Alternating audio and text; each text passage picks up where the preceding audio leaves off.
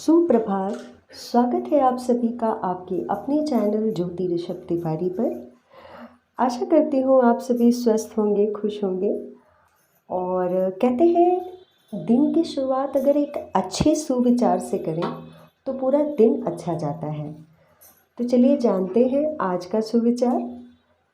आप कुछ भी करें कोई मायने नहीं रखता, लेकिन आप उसे किस मन से कर रहे हैं ये बहुत मायने रखता है। ये सच है जिसने भी कहा है। कई बार हम बहुत अच्छा कर रहे होते हैं, लेकिन उस काम के पीछे हमारी मंशा यानी मन अच्छी नहीं होती। मंशा अच्छी नहीं होती है।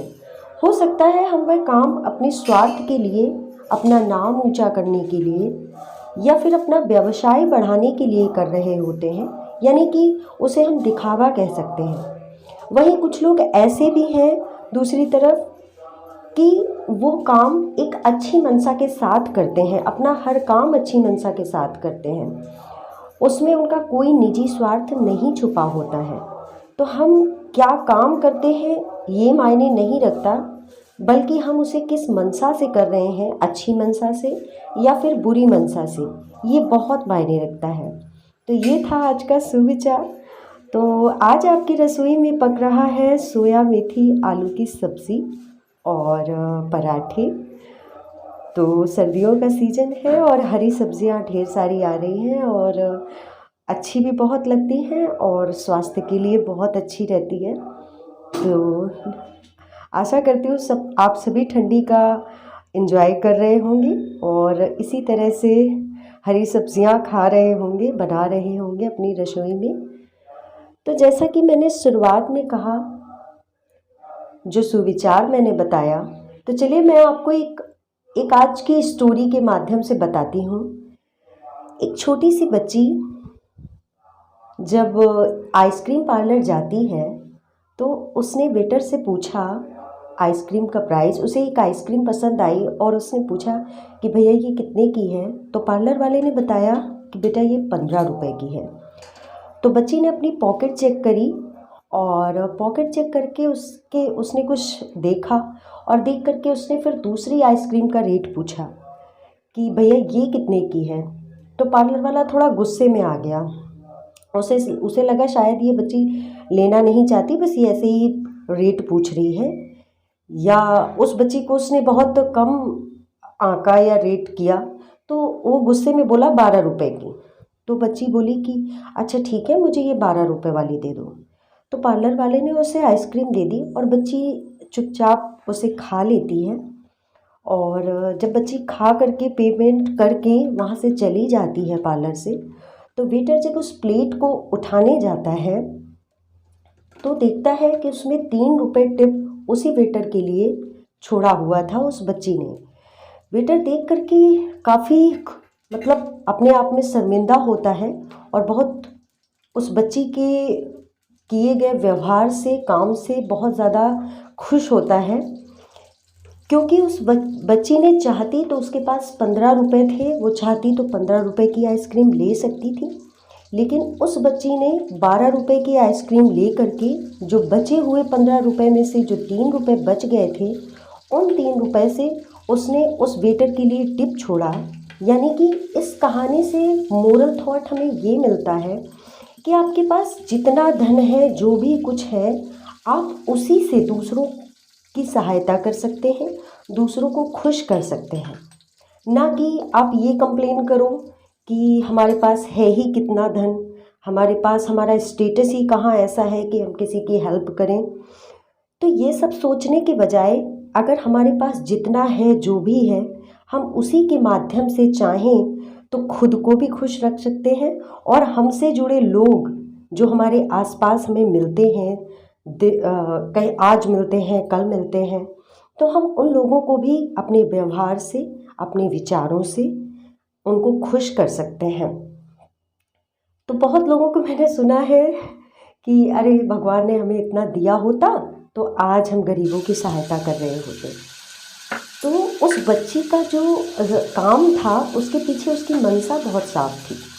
वो बच्ची उस वेटर को खुश करना चाहती थी उसकी मंशा बहुत अच्छी थी। कई बार ऐसा होता है, मैंने देखा है बहुत से लोगों को मैंने देखा है कि सिर्फ इस उम्मीद से वेटर को टिप देते हैं कि उनका जो स्टेटस है वो बहुत ऊंचा दिखे। सपोज दैट कोई व्यक्ति अगर किसी फैमिली मेम्बर को लेकर के गया है या फिर अपने फ्रेंड सर्कल में से किसी को लेकर के गया है, तो वो सिर्फ अपने फ्रेंड्स को ये शो ऑफ करने के लिए वेटर को टिप देते हैं कि देखो मैं कितना रिच हूँ, मैं कितना अमीर हो गया हूँ कि मैं अब वेटर को भी इतना इतना पैसा टिप में दे देता हूँ। तो सिर्फ वो दिखाने के लिए, अपना स्टेटस ऊंचा करने के लिए वेटर को टिप देते हैं। लेकिन शायद कुछ ही हम में से कुछ ऐसे व्यक्ति ही होते होंगे जो वेटर को टिप इस मंशा से ना दे करके इस मंशा से देते होंगे कि हाँ वाकई ये वेटर जो है वो गरीब है और हमें इसकी सहायता करनी चाहिए और हमें इसको इतने रुपए टिप में देनी चाहिए। क्योंकि अगर वाकई हमारी मंशा अच्छी होती तो ना जाने कितने सड़कों पर गरीब व्यक्ति घूम रहे हैं जिनके पास पहनने को कपड़े नहीं हैं, खाने को खाना नहीं है, और सड़क किनारे उन्होंने अपनी जीवन यापन के लिए कोई व्यवसाय कर रखा है, सब्जी लगा रखी है, फल बेच रहे हैं। तो हम अगर वाकई दिल से किसी की सहायता करना चाहते हैं, तो अगर एक्चुअली हमें हेल्प करने की इच्छा हो रही है, तो हम ऐसे व्यक्तियों से फल और सब्जियां खरीदेंगे वाकई जिनको हमारे पैसों की बहुत ज़्यादा ज़रूरत है, जिनको बिक्री की बहुत ज़्यादा ज़रूरत है।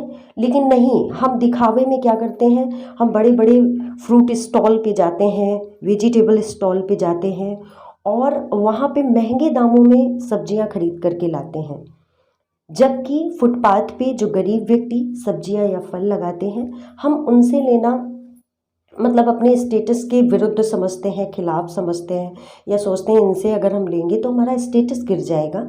ऐसा नहीं है दोस्तों।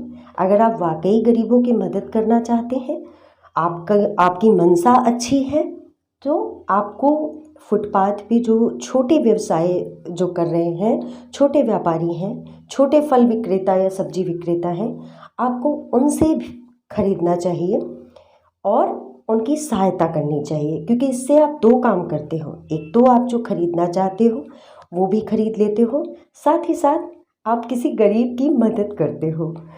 तो हर दिन आप किसी की मदद करेंगे इस सुविचार के साथ, तो आपका दिन यकीन मानिए बहुत अच्छा जाएगा और आपका मन भी बहुत प्रसन्न होगा, आपको बहुत आनंद की अनुभूति होगी। तो देखिए, आपसे बातें करते करते मेरी सब्ज़ी तैयार हो गई है और पराठे बन रहे हैं गर्मा गर्म। तो इसीलिए कहते हैं जीवन में कुछ भी करिए, दिन की शुरुआत एक अच्छी सुविचार से करिए तो सारा दिन हमारा अच्छा जाता है, क्योंकि हमने उस सुविचार को अपने मन में धारण कर लिया है। और जब हम कोई चीज़ धारण कर लेते हैं तो सारा दिन हम उसे फॉलो करते रहते हैं। और जब हम फॉलो करेंगे तो कितना भी हम कम फॉलो करेंगे, फिर भी हमसे कुछ ना कुछ अच्छा उस सुविचार के माध्यम से अच्छा हो ही जाता है। तो हम सबको और क्या चाहिए अपने जीवन में, यही तो चाहिए ना कि हमसे कुछ भी गलत ना हो, जो भी हो अच्छा हो, ताकि हमारे मन को ठेस ना लगे और हमारे द्वारा किसी को भी ठेस ना लगे, कोई दुखी ना हो। हमें हर दिन प्रयास करना चाहिए कि हमारे माध्यम से कोई, कम से कम कोई एक व्यक्ति खुश हो, हंसे, मुस्कुराए। ये हमारा प्रयास होना चाहिए, कोशिश होनी चाहिए।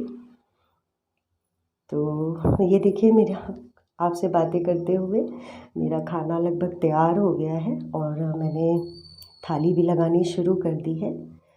तो ये देखिए, हमारी थाली लगने जा रही है और सब्ज़ी गरम बनी रहे, क्योंकि आप तो जानते हो ठंड में बहुत जल्दी खाना ठंडा होने लगता है। इसलिए मैंने सब्ज़ी पकने के बावजूद उसको गैस पे धीमी आंच पे चढ़ा रखा था ताकि ठंडी ना हो।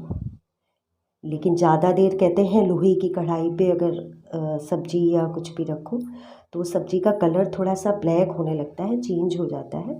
इसलिए तुरंत जो भी हम लोग पकाते हैं लोहे की कढ़ाई पे, उसको तुरंत दूसरे बर्तन पे पलट लेते हैं, तो उससे सब्ज़ी का जो कलर रहता है वो ओरिजिनल कलर ही बना रहता है। अदरवाइज़ सब्ज़ी या जो भी कुछ आप उस पे पकाते हो वो ब्लैक ब्लैक सा हो जाता है, जो कि देखने में ज़्यादा अच्छा नहीं लगता है।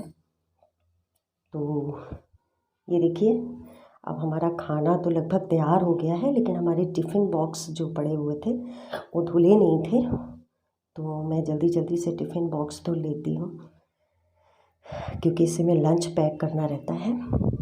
और तो बस इसी तरीके से हर दिन आपके लिए एक नए सुविचार के साथ आपसे बातें करती हूँ, जिससे मुझे भी कुछ सीखने को मिलता है।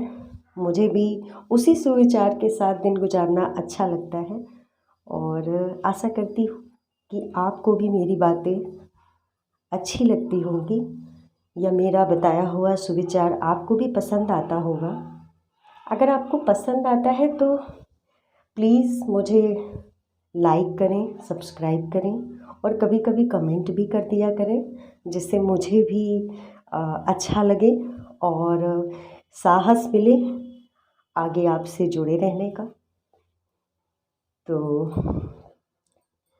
मुझे हर दिन आप लोगों से बात करने का इंतज़ार रहता है। मैं हर दिन सोचती हूँ कि आज आपसे क्या बातें करूँगी, और लेकिन हर दिन बात करने के बाद एक नया साहस मिलता है, और अपने आप से ही एक मन में विचार आता है, और आपसे मैं बातें करती रहती हूँ। तो देखिए, आपसे बातें करते करते मेरा लगभग काम कंप्लीट हो गया है। मेरे लंच बॉक्स भी धुल गए हैं, और जैसा कि आप सभी जानते हो, लंच बॉक्स धुलने के बाद मैं खाना बनाने के बाद मेरा जो लास्ट काम होता है वो अपने गैस चूल्हे और किचन काउंटर को नीट एंड क्लीन करना। मेरा ये डेली का काम है, आप जानते हो, क्योंकि मुझे जब मैं दोबारा आऊँ तो मुझे पूरा किचन काउंटर एकदम साफ़, नीट एंड क्लीन मिले। इसलिए मैं जब भी कुछ भी पकाती हूँ मैं तुरंत उसे लगे हाथ साफ़ कर देती हूँ। तो ठीक है, बने रहिए आप इसी तरह मेरे साथ। मिलती हूँ नए ब्लॉग में, तब तक के लिए बाय बाय, धन्यवाद एंड टेक केयर।